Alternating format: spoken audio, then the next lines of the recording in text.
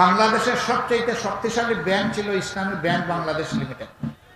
সৌভাগ্যক্রমে এই ব্যাংকের 6টি বছর বোর্ড অফ ডিরেক্টরসে আমার বসার সুযোগ হয়েছে।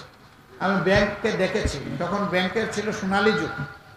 এরপরে এই ব্যাংকে ডাকাত পড়ল, বিগত সরকারের উস্কানিতে ষড়যন্ত্র। ডাকাত পড়ে ব্যাংকটা ডাকাতি করে নিয়ে গেল, ছিনতাই করে নিয়ে গেল। আমরা হাহাকার করলাম, চিৎকার দিলাম যে এই ব্যাংক নির্দিষ্ট কোনো দলের নয়, গোষ্ঠীর নয়, মানুষের নয়, বাংলাদেশের মানুষের এই ব্যাংক, জনগণের এই ব্যাংক। কথা বলুন, কেউ কথা বলল না। ডাকাত একদিন ডাকাতি করে ব্যাংকটা ফুটলা করে ফেলবে, একটা সুশব্দ নাই। এখন 5 তারিখের পরিবর্তনের পরে একদল অস্ত্র হাতে নিয়ে সেই ব্যাংক দখল করতে গেল। ব্যাংকের কর্মকর্তা কর্মচারীরা তারা জিজ্ঞেস করলো, তোমরা কারা? বললো যে আমরা এখন ব্যাংকের দায়িত্ব নিতে চাই, তোমাদেরকে কে পাঠিয়েছে? তখন আর কোনো জবাব দেয় না। বোঝা গেল যে এরা ডাকাতের বেশে নতুন ডাকাত, আবার সেখানে গেছে ব্যাংক ডাকাতি করে। তারা গুলি ছুড়লো, কয়েকজন লোক আহত হলো।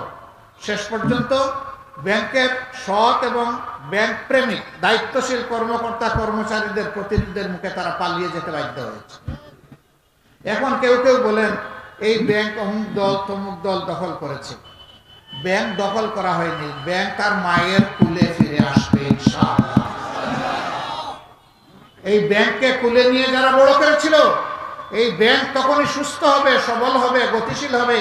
বাংলাদেশের অর্থনীতির চাকাকে এই ব্যাংক সামনের দিকে চালিয়ে নিয়ে যাবে যখন সে তার মায়ের কুলে ফিরে আসবে।